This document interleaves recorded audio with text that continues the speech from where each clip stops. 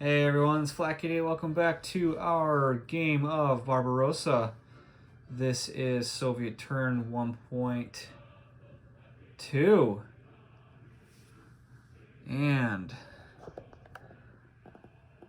Captain G has done a great job of encircling not one, not two, but four land zones, really three where there are infantry ground units. So kudos there. I think he learned from our last game, so well done.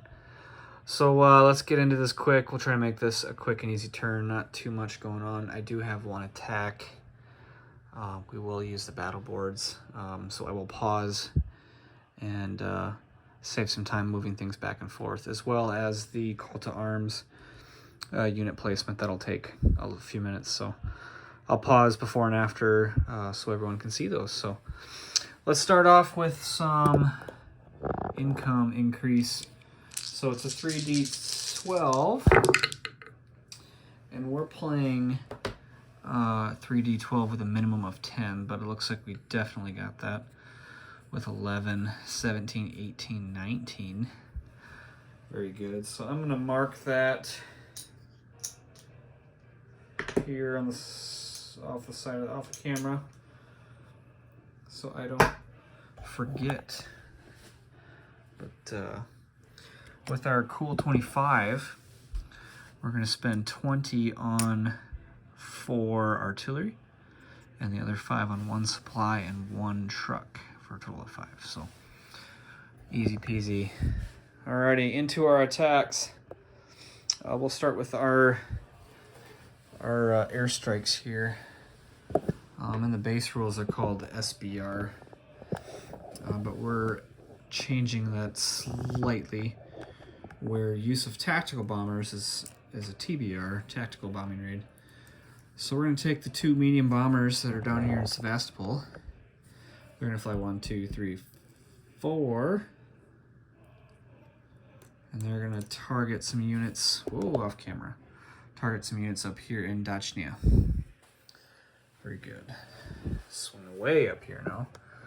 From Moscow, the capital of the great Rodina, we're going to take 6 tacticals and the 2 medium bombers there, and they're going to join our ground assault up here in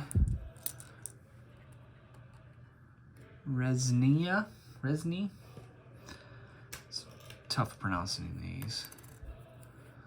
All right, as well as the 2 tacticals up here in Pskov, 3 infantry. None of these can participate. And then the great victors, the survivors of Rigo, up here in Tor 2 artillery and 3 more infantry. And sadly, that is all I can muster for that battle. Hopefully we can get a little lucky and get past that AAA gun there. But those are our attacks. So let's start this off with some different colored dice. Let's mix it up here. For our tactical bombers down here, we're looking at 3s or less or a hit, and we're playing those 3 or less hits would also be target select. But 8 and 11, so they missed. Very good. All right, so I'm going to move all of this here to the battle board. So I'm going to pause, and I will be right back. Okay, welcome back. This is our battle in Reznikia. Can't pronounce these. Okay, very good. All right, so let's start off with our AAA from the defenders. We've got 6, 7, 8, 9, 10 dice to roll 2 or less, and any hits are removed immediately since this is regular combat. So 2 or less is a hit. Oh, look at there. I see 4s, 3. There's a 3 or higher. So all misses. Very good. Whew. All right. Outstanding. So let's move into our first strike. We've got 2 Soviet and 1 German. So I'm going to color code these, roll them at the same time, 4 or less. And looks like we got 1 hit on the from the Soviets. So I will swing back over here and make an executive decision here for my partner, Captain G, and take off this AAA since it already fired. I think if this goes poorly, we'll go ahead and change that off for an artillery, but we'll stick with that AAA here. All right, proceeding the attack. We're gonna start up high. Let's see, we got 4, 8 tactical bombers. Let's roll those first. These are 7 or less. Target select at 3. All right, so that's a 10, that's a miss. 12, that's a miss. 9, 12, and a 9. So not great, but these are all target selects. So I'm gonna put this 3 off to the side. Actually, I'll just target select now. And we'll take, this is a trick from Admiral Seabass, taking these casualties right away. So we'll just do that like that. Very good. Okay, now I've got 2 medium bombers at 8 or less. That's 1 more regular hit, so we'll knock that chip down. Make some change here off camera. Very good. Okay. And we've got 3. Swing this back over here. We've got 3. Nope, excuse me. We have 2 infantry at 3 and 4 infantry at 2. Look at there, the battle boards are working out here. So we'll do 2 infantry at 3. Miss, miss. And 4 infantry at 2. And there is 1 more hit. Outstanding. All right, so we'll take 1 more chip off. Okay, let's roll our defenders. So artillery already rolled first strike. A little hard to see. It's kind of, there we go. So let's roll our mech. And our infantry, actually they're all the same. So we got 6, 7. These are all 4 or less, and they're all target select 1 per our house rules here. Our testing rules. Okay, so we got 3, 3, 3, 2. Oof, that's 4. Not so good. Not so good. Okay, so we'll take off 1, 2, 3, 4. Okay, but defenders are left with 3 infantry. Very good, very good. Okay, so the way we're playing our medium bombers is we're giving them 1 round at that high value of 8. And after that, they have to retire. But since we still got 4 to 3 for ground units, we're gonna keep going. Why not? And honestly, if I were Captain G and I were in this position, I would probably retreat my 3 infantry across the river, like there, into that great force. So, I will repay a great respect that he has paid in past games, and I will make that decision for him. If he chooses annihilation, which he probably does with against 8 tactical bombers, we can absolutely do that. But I'll go ahead and add these 3. Look at that. That is really nice. 3 to the stockpile up there in Conus. So 3 infantry retreating across the river to Conus. All right, very good. Okay, so I don't need to pause. Goodness, this ain't gonna take very long. All right, so we'll take that territory. Reznikny. Yeah, very good. With 2 infantry and 2 artillery. So we will capture the truck and the train. The aircraft will have to do non-combat here shortly. All right, let me swing back around the table. That does conclude our combat. So let's do our non-combat. We'll start by landing some aircraft. All right, so we're 1, 2, 3, 4, 5, 6, 7, 8. These 2 tacticals that were a failure up here are gonna land up here in East Kiev. Very good. Take a stack of arrows off camera. I do really like these arrows. They help visualize during planning as well as filming.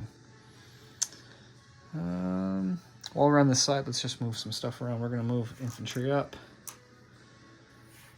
Artillery and supplies. Very simple. And I should probably make note of all my damaged rail and bridges here in 1 second. But all the units here in West Kiev are hopping the river across the damaged bridge, which makes no sense, but it will in a second when I explain. And these supplies as well. Okay. All right, so before I started filming, I went ahead and marked all my damaged bridges that I did for my special ability, Scorched Earth. So any Soviet-possessed land zone at the beginning of the turn, they can destroy rail, they can destroy bridges. So crossings across the river, they can destroy voluntarily stacks of supplies. As well as airfields and ports, like I did down here in Odessa. So I've got this nice little damage marker in Odessa. Those are destroyed. Good luck using those, Captain G. Ha ha ha. But destroyed over here in our encircled land zones. They are possessed. Unfortunately, those units will be removed at the end of the turn because I cannot break out. But these are all destroyed except for the 2 adjacent to this zone that was not in my possession at the beginning of the turn. It is now, but it is since past the available opportunities. So unfortunately, those rails will continue to stay open. Okay. Very good. Moving on into non-combat. Let's move some stuff out of the way, shall we? All right, so we've got South Smolensk. Units are moving up. The tactical bombers from Moscow are going to land up here in northern Smolensk. The medium bombers can easily make it back to Moscow, and they will do so. The tacticals that came from Pskov are going to go up into Leningrad. Off camera, there we go. And there is an air base up there. All right, I am back after some technical difficulty. Proceeding with non-combat. So tactical bomber landed up here in the air base, Leningrad. The infantry and supplies in Tallinn are sliding over here to Pskov. Very, very good. Those landed over there in Smolensk. Oh, crazy camera action. Okay. All right, let me zoom out here.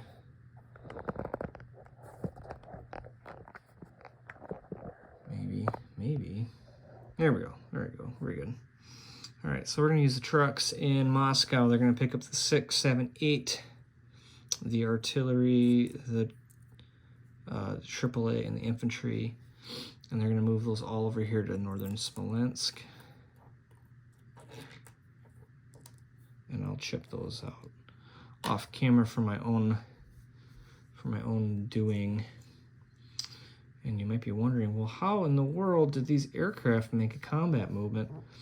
Well, they are adjacent via 1-2 to the supply depot up here, so they were in range of supplies. So very good. We're gonna slide these units up here. All of these in Klein are going down here to Kalinin. 2 mechs, 3 infantry, a Katusha, which is a self-propelled artillery. And then all of these up here, except the infantry, Torzhok. The 2 movers are going to go 1-2 over here to Kalinin. The infantry can only go 1 to Klein, as well as the supplies. The infantry in Cherputs, they can go 1, 2, 3, 4 into Pskov,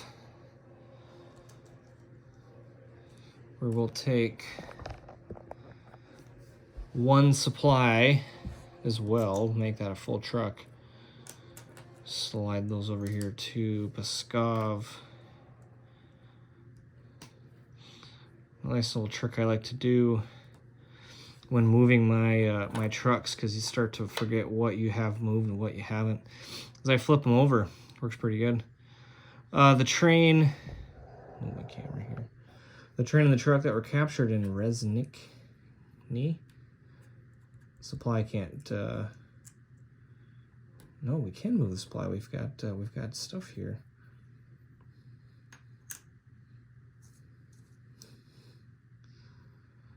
Look at this. What a situation this is. I'm looking here. I have destroyed my rail in Tortu, in Pskov, and Nebel. So this rail is stuck. This train here is stuck. Oh, that is most unfortunate. Poor planning.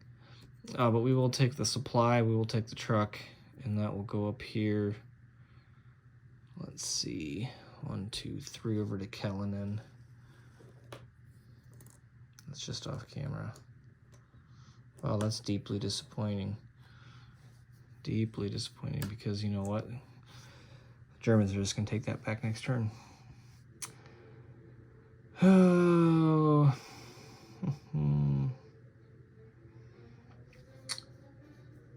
Shoot. Well, too late. All right. That looks to be about it. We can walk our supplies from here, from Cherputs, walk them over here, as well as these infantry. Very good. All of these are where they need to be. Very good. Okay. Let's go ahead and do our supply depot payments. We'll do that now. Make sure you know my stuff out of the way here. Okay. All right. So last but not least, actually, let's move these fighters down here in Sevastopol. 1, 2, 3. Up here into the Donetsk. That's what I call it. That one's hard to pronounce. It's a long one. So, all right, supply depot payment. So it is the end of our non-combat phase. So we're going to take 1 supply chip from each Soviet depot, regardless. So it does behoove to consolidate within reason. as you can see, Anthony did, Captain G did on his first turn. Okay, so this guy's gone. Gone. So the supply depot concept here, this is in lieu of the original concept, which was basically accounting. Got to figure out which supply for what unit, blah blah blah. It was a mess. So look how simple that was. Boom, supplies were paid. And I'm looking at these two trucks that did not move. We're gonna move them. We're gonna move them 1, 2, 3. 1, 2, 3, 4. We'll move them right there. Very good. Okay, outstanding. All right. Okay, I'm gonna pause and come back for my end of turn. I'm gonna go ahead and place my call to arms, which is a free infantry for each victory city point. So you see 1 point, it gets 1 infantry. You see 2, it gets 2. You see 3, it gets 3, and vice versa, and so on and so on. So for the first 4 turns, we are playing call to arms, after which the free infantry cease to come into play. So I will pause and I will come back. All right, welcome back. We just finished putting out our call to arms infantry. As you can see, nice healthy stacks throughout the city zones on the map. So very good. So let's continue with our buy. We've got 4 artillery. They're going to go up here into Zanevka at that factory up there. And then the truck and that 1 supply will go here in Kharkiv. Very well, very good. Okay, 1 retroactive movement. One of those trucks I did put up here into Tikhvin, since that was kind of a spur of the moment decision, so I fixed that quick. As well as all the troops here in Lwów, in Brest, and Grodno. They were all removed since they were encircled and out of supply at the end of my turn. Since we are playing the Pripyat marshes as impassable, this is a complete encirclement, no supply, traced to the Soviet reinforcement zones. So also a unique situation down here in Odessa that Captain G and I have been debating with these encirclement rules. So more to come there. Otherwise, let's go ahead and wrap up this turn. We need to roll for weather. We'll put a yellow die in here for weather. And initiatives. So we'll do Soviet red and German gray. It is turn 2. And let's go ahead and roll this up. Okay, so Soviets got a 2. Weather is a 2, which I guarantee is sunny. And this is fairly cocked, but it looks like a 4. So we will give it to the Germans. They will keep initiative with a 2 weather on turn 2, which I guarantee is sunny. So unfortunately, we will see some blitzes in the coming turn. All right. For my partner, Captain G, this is Flak 88. Wrapping up turn 1.2 for the Soviets. I hope everyone enjoyed. Take care. And please comment if you have any questions on this test. We will gladly answer. All right. Take care, everyone.